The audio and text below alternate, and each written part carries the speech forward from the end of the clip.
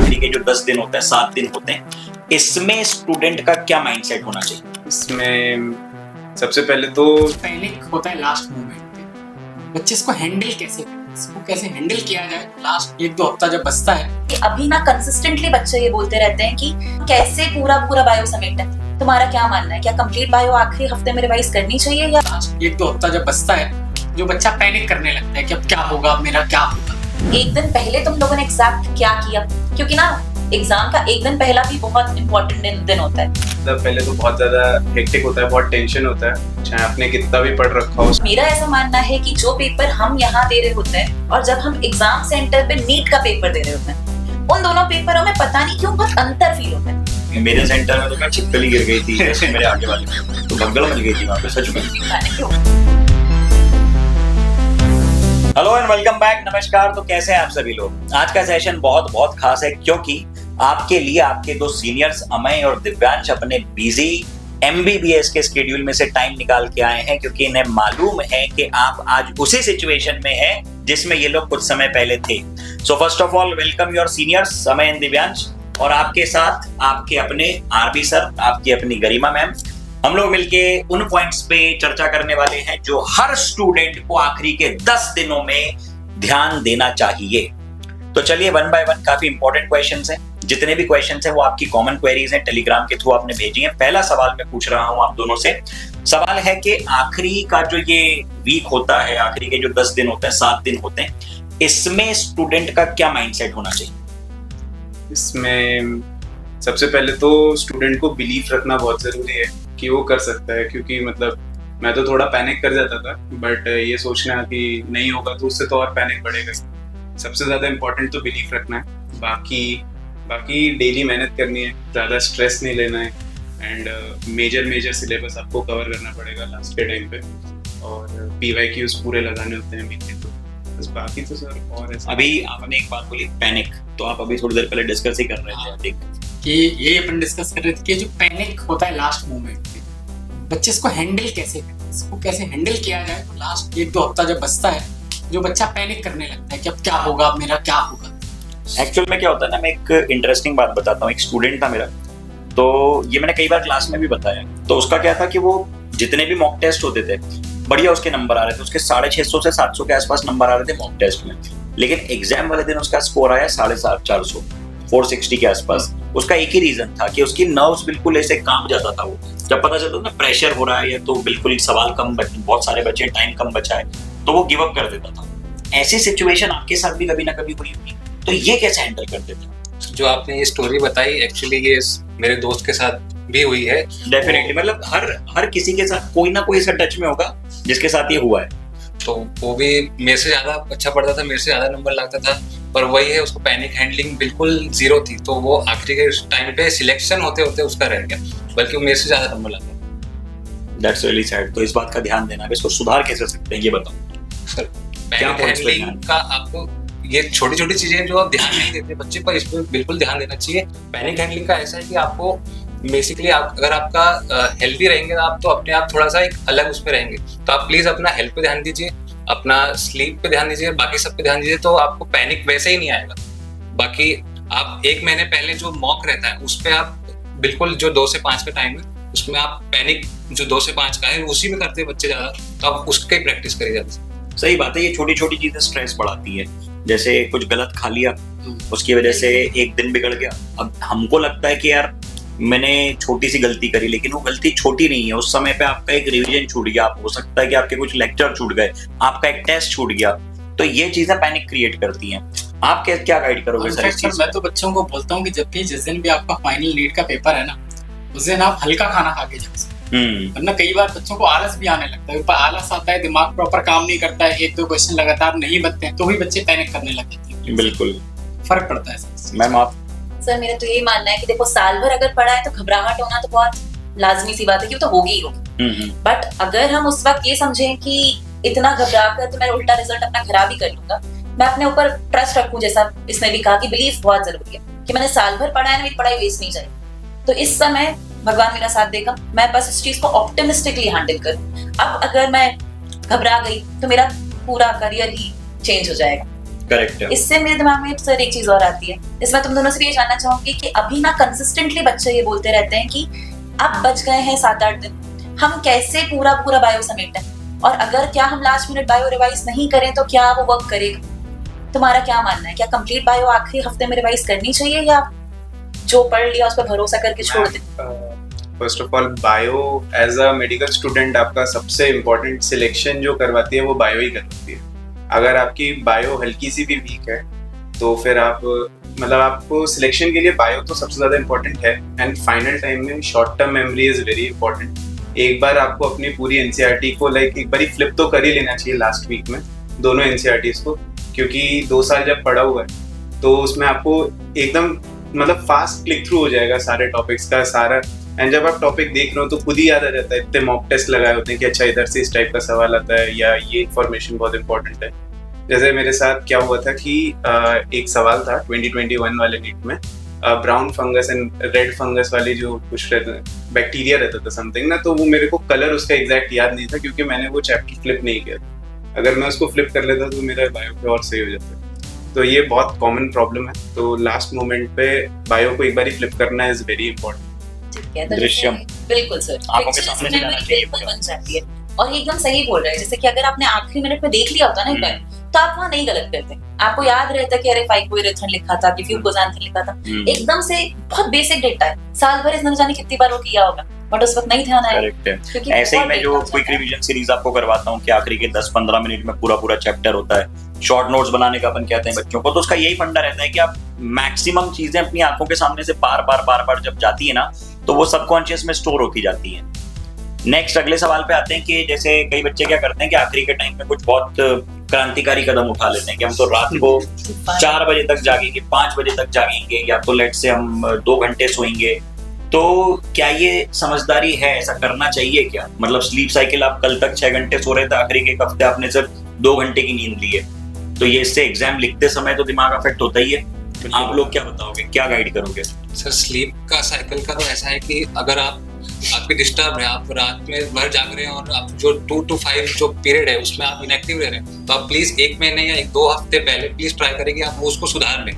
वो ज्यादा इंपॉर्टेंट, ताकि आप पढ़ने से ज्यादा इस पे थोड़ा सा ज्यादा ध्यान दीजिए, क्योंकि अगर ये सही नहीं करेंगे आप उस दिन इफेक्टिव नहीं रहेंगे, तो आपके नंबर ऑटोमेटिकली ड्रॉप। ऑब्वियस सी बात है कि मतलब आपने बाकी सब बढ़िया किया लेकिन 2 से 5 में नींद आ गई नीट वाले पेपर में नींद आ गई, तो क्या फायदा निकलेगा फिर आपकी तैयारी का?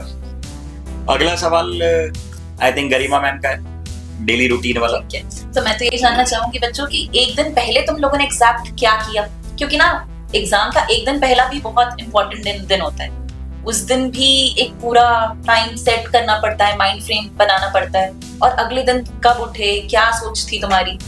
दही शक्कर खाया था? हाँ, मम्मी ने खिलाया था। मैम लास्ट डे तो काफी ज्यादा, पहले तो बहुत ज्यादा हेक्टिक होता है, बहुत टेंशन होता है, चाहे आपने कितना भी पढ़ रखा हो, स्ट्रेस तो इट इज 100% इनएविटेबल।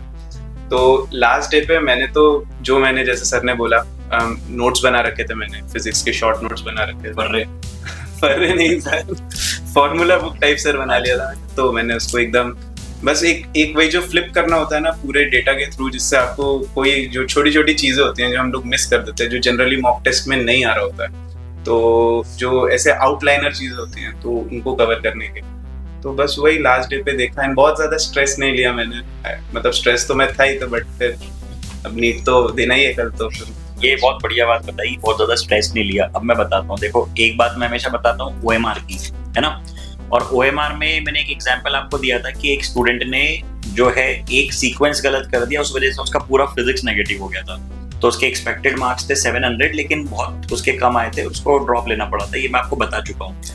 तो लेकिन ऐसा सिर्फ क्या है ना कि किस्से कहानियों वाले स्टूडेंट नहीं होते, हमारे सामने भी एक स्टूडेंट है, ये इंसान ने 25 मार्क की गलती करी, और यदि वो 25 मार्क्स के इनके सही हो जाते, OMR वो सिली मिस्टेक नहीं होती, तो गवर्नमेंट मेडिकल कॉलेज के बजाय ये एम्स में होते, इजंट इट? तो ये जो मोमेंट था उस टाइम कैसा लगा जब पता चला कि इतनी सिली मिस्टेक हो गई है? सर बहुत पैनिक वाला मोमेंट था। फर्स्ट ऑफ ऑल मैंने एक्चुअली क्या मतलब नीट के पेपर में पता चल गया था कि अपन ने गलत बोला कर दिया सर। अरे बायो मैंने क्या है पहले पूरी सॉल्व करी थी, एंड जैसे फॉर एग्जांपल 240 से कॉलम चालू होता है, 240 का भरने के बजाय मैंने 40 में भर दिया।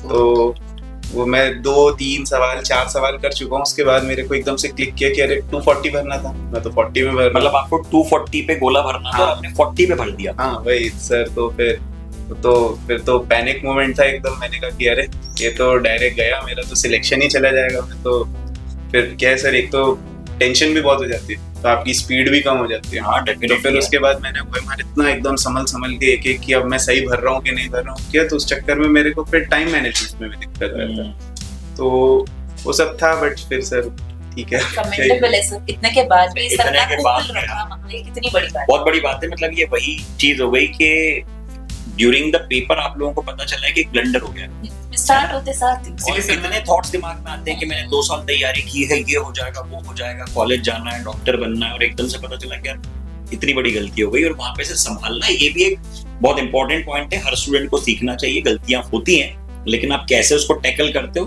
That creates a very big difference. मैं सर एक चीज बोलना चाहूँगा कि नीट से पहले ना उनके OMR का ना एक मॉक वो आ जाता है कि कैसी OMR आने वाली। तो मतलब मेरे से क्या गलती हुआ था कि मेरे को पता नहीं था, क्योंकि वो वर्टिकल OMR कर रहे थे 4 कॉलम से। तो एक बार आपको देख लेना चाहिए कि बायो कौन से कॉलम से चालू हो रही है और फिजिक्स कौन से, क्योंकि वहाँ पर बहुत स्ट्रेस होता है, बहुत जल्दी करने का रहता है, क्योंकि ये NTA की साइड पे आ जाती है। हाँ, मॉक OMR पहले आ जाती है। आप लोगों के लिए टेलीग्राम पे डलवा देंगे, प्रिंट आउट निकलवा के 2-3 बार पूरा भर के देखना। अभी एक वीडियो बनाया था इस पे कि कैसे गोले भरना है, क्योंकि इंपॉर्टेंट बात है। कई बच्चे क्या करते हैं कि पूरे 180 सवाल एक साथ भरते हैं, और 180 गोले एक साथ भरना हो ही नहीं सकता कि आप एक साथ सारे एफिशिएंसी से भर। गलती भी में से दिखना बंद हो जाता है। तो सब हाँ करेक्ट, बिल्कुल सही बात है। और जैसे सर बच्चों में बार बार बोलता भी कि जो एग्जाम का टेम्परामेंट है वो सबसे ज्यादा मैटर करता है। एग्जैक्टली। कई बार आप एग्जाम में पैनिक करते हैं, अप एंड डाउन आते हैं एग्जाम में भी, भले 3 घंटे का एग्जाम है, बट हो सकता है थोड़े टाइम के लिए आपका दिमाग ही काम करना बंद कर दे। गलतियां कर दी आपने, बट उसको तुरंत वापस से लाना होता है, वापस से एग्जाम टेम्परामेंट मेंटेन करना होता है, उसका फर्क पड़ता है। मुझे लगता है कि जो मॉक टेस्ट होते हैं उसको देते हुए ही बच्चे का ये एग्जाम टेम्परामेंट इंप्रूव होता है। तो क्या लगता है बेटा, जिससे जब मॉक टेस्ट होते थे, तुम लोग मॉक टेस्ट वगैरह देते थे, तो उस समय एनालिसिस भी करते रहे हो, तो मुझे ऐसा लगता है कि मॉक टेस्ट का एनालिसिस बहुत इंपॉर्टेंट है। बच्चे क्या करते हैं कि दिन में 2-2 मॉक टेस्ट दे लेते हैं, बट उसको एनालाइज नहीं करते।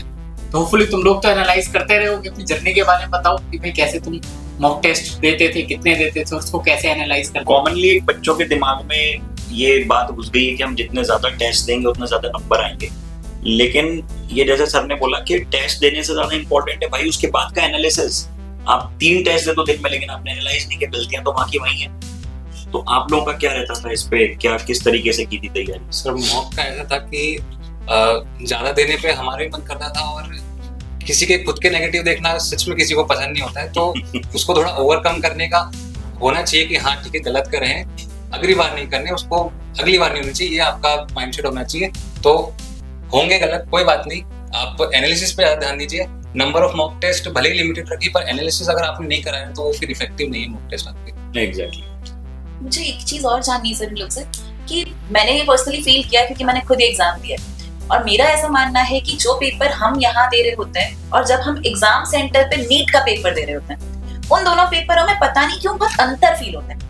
वहाँ की कुछ सराउंडिंग्स में ऐसा है, कुछ तो है सर वहाँ, कि आपको ऐसा लगता है कि यार कुछ अलग है, कुछ एसी अलग नहीं होता, हाँ, मतलब बहुत सारे फैक्टर्स जो हमारा कंफर्ट होता है। में पसीना आता है। हाँ, सरकारी स्कूल आ गया, सरकारी स्कूल आगे तो पार्टी लग जाती है। और मैंने तो सर जेई का पेपर दिया था, तो एक भोपाल में कमला नेहरू स्कूल है या मीडिया के आसपास, मेरा वहाँ सेंटर था। अच्छा। और वहाँ कहीं पीछे कंस्ट्रक्शन का चल रहा था भाई, इतना शोर हो रहा था भाई साहब। एसी तो स्कूल में वैसे ही नहीं होता, पंखा ही चलता है, ऐसा लग रहा था कहाँ गया। मेरे सेंटर में तो क्या छिपकली गिर गई थी जस्ट मेरे आगे वाले पे, तो भगदड़ मच गई थी वहाँ पे सच में। पैनिक हो गया वो। पैनिक एकदम से लिख रहे हैं, छिपकली गिर गई। एनीवेज, तो जो सवाल था काफी रेलेवेंट सवाल है। और मैं एक बात बताता हूँ कि इसी के रिगार्डिंग हम लोगों ने एक बहुत ही इंपॉर्टेंट इनिशिएटिव लिया है। जितने भी स्टूडेंट्स भोपाल और उसके बाद इंदौर और हम लोग आगे के शहरों में भी स्टार्ट करेंगे, एक दिन पे हम लोग आपका बिल्कुल नीट पैटर्न पे नीट बिफोर नीट का एग्जामिनेशन कंडक्ट करवा रहे हैं। शुरुआत भोपाल से हो रही है आने वाले ट्यूसडे यानी 29 आई थिंक 29 ना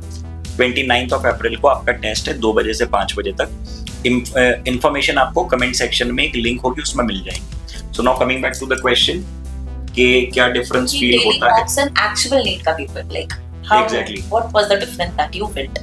मैम एक तो दिमाग में ये चल रहा होता है कि बस यही पेपर यही है। फाइनल जो है इसमें अगर कुछ गड़बड़ और अगर तो क्योंकि वो बैक ऑफ द माइंड चल रहा होता है, पेपर सॉल्व कर रहे होते हैं, बट पीछे कहीं ना कहीं तो यही रहता है कि आज डूम्सडे है तो बस करना ही है पूरा। तो उस चक्कर में ना थोड़ा सा स्ट्रेस ज्यादा होता है, बहुत ज्यादा टेंशन लेके करते हैं, वो नहीं करना होता। उससे मेन तो मैंने मैम ये देखा था, स्पीड बहुत कंपैरेटिवली धीमी हो जाती है उस एनवायरनमेंट में ना। एक तो ऑप्टिमम एनवायरनमेंट नहीं होता, जैसे आपने बोला गर्मी अलग लग रही है, घर में बैठ के दे रहे थे पर आराम से एसी में, वहाँ पे एकदम गर्मी अलग लग रही है, टेंशन अलग है। मैम फिर वो नीट वाला का फाइनल वाला प्रेशर। और तुमको वो ये चीज फील हुई क्या कि वो जब बार-बार आके अटेंडेंस साइन करना और कैमरा में देखना, ये सब चीजें भी काफी हाँ मैम बिल्कुल फ्लो टूटता है बीच में, दिमाग आप खराब कर एकदम जाता मतलब मैम वहाँ पेपर कर रहे हैं और एकदम मतलब आने वाला है आंसर और साइन कर दो। चीज भी आपका बहुत ब्रेक करती है हम लोग। तो वहाँ की सिचुएशंस एडवर्स तो होती है ना, बहुत अलग। चलिए, but it's part of the game, सभी के साथ you to deal with the situations. So आपके और भी अगर कोई क्वेरीज हो जो आप चाहते हैं कि डायरेक्टली हम लोग आपके सीनियर्स से पूछें, तो प्लीज आप लोग कमेंट सेक्शन में बताइएगा। और हर बार जो एक्टिविटी मैं करवाता हूँ, एक बार मैं फिर वो करवाऊंगा। आई वांट कि आप लोग अभी आज इसी वक्त अपना नाम कमेंट सेक्शन में लिखें और 4 मई को जब पेपर दे के आए तो उसको एडिट करें और रिजल्ट वाले दिन हमको बताएं कि देखो हाँ, मैंने एग्जाम के पहले अपना रिजल्ट कमिट किया और मैंने करके दिखाया। तो याद रखना, जान लगा देना है लेकिन जाने नहीं देना। Okay, thank you so much sir and ma'am. मिलते हैं बहुत जल्द। All the best. All the best.